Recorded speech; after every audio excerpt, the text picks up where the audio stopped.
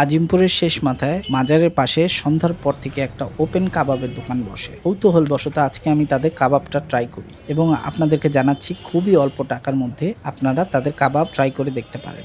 আমি রিজভি, আপনাদেরকে স্বাগতম জানাই ফুড হান্টারের নতুন এই ভিডিওতে। আজকে আমার সাথে রয়েছে আমার বন্ধু মাসুদ। দুইজন মিলে বসে পড়লাম রাস্তার মধ্যে এই কাবাব খাওয়ার জন্য। অবাক ব্যাপার হচ্ছে 150 টাকার মধ্যে আমরা দুইজন ভরপেট কাবাব খেলাম এখানে। আমরা দুইজন নিয়েছিলাম একটা চিকেন চাপ, সাথে দুইটা ছোট কাবাব। চিকেন চাপটার দাম ছিল 80 টাকা আর কাবাবগুলোর পার পিস দাম ছিল 15 টাকা করে। সাথে লুচি নিতে পারেন, পার পিস 5 টাকা। তারা এখানে বিক্রি করে বিফ শিক কাবাব, চিকেন শিক কাবাব, চিকেন চাপ, বিফ চাপ, জালি কাবাব, টিকা কাবাব, সাথে খাওয়ার জন্য লুচি। আর এগুলোর মধ্যে গেম চেঞ্জার ছিল তাদের সালাদ দিয়ে চাটনিটা।